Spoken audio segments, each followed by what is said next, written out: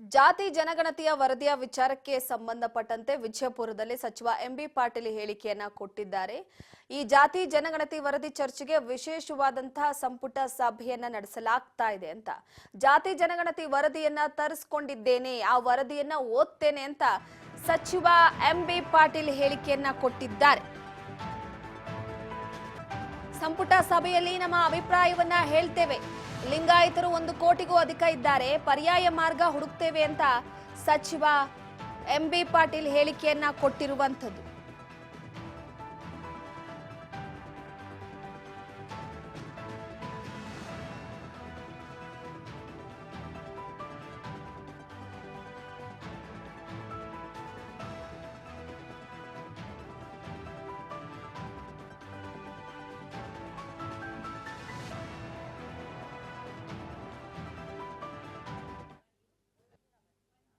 ಅಥವಾ ಅವ್ರನ್ನ 2 ಇಯರ್ ಮುಂದುವರ್ಸ್ಕೊಂಡು ಕೂಡ ಕೌಂಟಲ್ಲಿ ತಗೋಬೇಕಾ?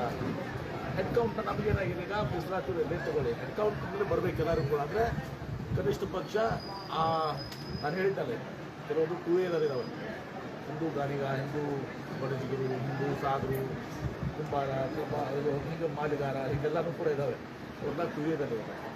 ಆ 2 ಇಯರಲ್ಲಿದ್ದವರು ಅವರು ಲಿಂಗಾಯತ ವೀರಶೈವ ಅಥವಾ ವೀರಶೈವ ಲಿಂಗಾಯತ ಯಾವುದು ಕೂಡ ಬರ್ಸಿಲ್ಲ, ಲಿಂಗಾಯತ ಅಂತ ಬರ್ಸಿಲ್ಲ. ಅವರೆಲ್ಲರೂ ಬರ್ದ ಹಿಂದೂ ಗಣಿಗಳು, ಹಿಂದೂ ಸಾಧುಗಳು ಬರ್ಸಿದ್ರಿಂದ ಅವರೆಲ್ಲರೂ 2 ಇಯರಲ್ಲಿ ಇರ್ತಾರೆ. ಆ ಜನಸಂಖ್ಯೆ ನೀವು ತೊಗೊಂಡ್ರೆ ಅದೊಂದು ಜನಸಂಖ್ಯೆ ಅದೇ ಒಂದು 25 ಲಕ್ಷ ಆಗುತ್ತೆ. ಸೊ ಹೀಗಾಗಿ ಲಿಂಗಾಯತ ಜನಸಂಖ್ಯೆ ಒಂದು ಸಹ 1 ಕೋಟಿಗಿಂತ ಜಾಸ್ತಿ ಇದೆ.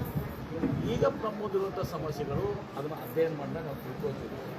ಅದೆಲ್ಲವನ್ನು ಕೂಡಿಸಿ ಜೊತೆಗೂ ಸರ್ ಏನು ಅವ್ರನ್ನ ಅಲ್ಲೇ ಇಟ್ಕೊಂಡು ಕೌಂಟ್ ಮಾಡುವಂಥದ್ದು ಒಂದು ಭಾಗ.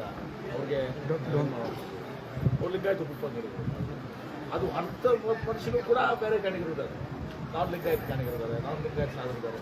ಅವ್ರಿಗೇನೋ ಒಂದು ವ್ಯವಸ್ಥೆ ಮಾಡಬೇಕಾಗ್ತದೆ. ಅದನ್ನು ನಾನು ಕ್ಯಾಬಿನೆಟಲ್ಲಿ ಮಾತಾಡಿ ಒಟ್ಟಾರೆ ಇದು ಲಿಂಗಾಯತ ಜನಸಂಖ್ಯೆ ಯಾವುದು ಕಡಿಮೆ ಆಗಿದೆ ಅಂದರೆ ಅದು ಯಾರಿಗೂ ತಪ್ಪಲ್ಲ, ಕಾಂತರಾಜು ತಪ್ಪಲ್ಲ, ಯಾವುದೂ ತಪ್ಪಲ್ಲ. ನಾವು 2 ಎ ಮೀಸಲಾತಿಗಾಗಿ ಮತ್ತು ರೆಡ್ಡಿ ಕಮ್ಯುನಿಟಿಗಳು, ಲಿಂಗಾಯತ ರೆಡ್ಡಿಗಳು, ಹಿಂದೂ ರೆಡ್ಡಿ ಏನು ಪರಿಸ್ಥಿತಿ 3 ಎ ಹೋಗಿರ್ತಾರೆ. ಅಥವಾ ಒಂದು ಕಡೆ ಎಂಬಿ ಪಾಟೀಲ್ ಅವರು ಹೇಳಿಕೆಯನ್ನ ಕೊಡ್ತಾ ಇರುವಂತದ್ದು ಈಗ ಸದ್ಯದ ಮಟ್ಟಿಗೆ. ಸೊ ಒಂದು ಕಡೆ ಜಾತಿ ಗಣತಿಯ ವರದಿಯ ವಿಚಾರಕ್ಕೆ ಸಂಬಂಧಪಟ್ಟಂತೆ ಲಿಂಗಾಯತ ಸಮುದಾಯದವರು 1 ಕೋಟಿಗೂ ಅಧಿಕ ಜನ ಇದ್ದೇವೆ. ಸೊ ಹಾಗಾಗಿ ಇದರ ಬಗ್ಗೆ ನಾನು ಸಭೆಯಲ್ಲಿ ಚರ್ಚೆಯನ್ನ ಮಾಡ್ತೀವಿ. ಯಾಕಂದ್ರೆ ಈಗ ಕೊಟ್ಟಿರುವಂತಹ ಜಾತಿ ಗಣತಿ ವರದಿಯ ವಿಚಾರಕ್ಕೆ ಸಂಬಂಧಪಟ್ಟಂತೆ ನೋಡೋದಾದ್ರೆ 81,37,536 ಅಂದ್ರೆ 19.55% ಈ ಲಿಂಗಾಯತ ಜಾತಿ ಗಣತಿಯಲ್ಲಿ ಬಹಿರಂಗವಾಗಿರುವಂತದ್ದು. ಸೊ ಹಾಗಾಗಿ ಸದ್ಯದ ಮಟ್ಟಿಗೆ ಮೀಸಲಾತಿ ವಿಚಾರ ಶಿಫಾರಸ್ಸು ಕೂಡ 5ರಿಂದ 8ಕ್ಕೆ ಏರಿಕೆ ಮಾಡಬೇಕು ಅನ್ನುವಂಥದ್ದು. ಆದ್ರೆ ನಮ್ಮದು 1 ಕೋಟಿಗಿಂತ ಹೆಚ್ಚಿದ್ದಾರೆ ಲಿಂಗಾಯತ ಸಮುದಾಯದವರು. ಯಾಕಾಗಿ ಈ ರೀತಿಯಾಗಿ ಅಕಸ್ಮಾತ್ ಏನಾದ್ರೂ ಇದರಲ್ಲಿ ಲೋಪದೋಷಗಳು ಕಂಡು ಬಂತು ಅಂತಂದ್ರೆ ಖಂಡಿತವಾಗ್ಲೂ ಈ ವಿಚಾರವಾಗಿ ನಾವು ಧ್ವನಿ ಎತ್ತಿತೀವಿ ಸಚಿವ ಸಂಪುಟ ಸಭೆಯಲ್ಲಿ ಎನ್ನುವಂತ ಹೇಳಿಕೆಯನ್ನ ಎಂಬಿ ಪಾಟೀಲ್ ಅವರು ಕೊಟ್ಟಿರುವಂತದ್ದು. ಈಗ ಅಥವಾ ಅವ್ರನ್ನ 2 ಇಯರ್ ಮುಂದುವರ್ಸ್ಕೊಂಡು ಕೂಡ ಕೌಂಟಲ್ಲಿ ತಗೋಬೇಕಾ?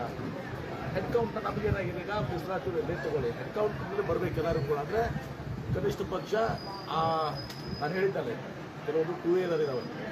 ಹಿಂದೂ ಗಾಣಿಗ, ಹಿಂದೂ ಬಡಜಿಗರು, ಹಿಂದೂ ಸಾಧರು, ಕುಂಬಾರ, ಇದು ಹಿಂಗೆ ಮಾಲಿಗಾರ, ಹೀಗೆಲ್ಲನೂ ಕೂಡ ಇದ್ದಾವೆ.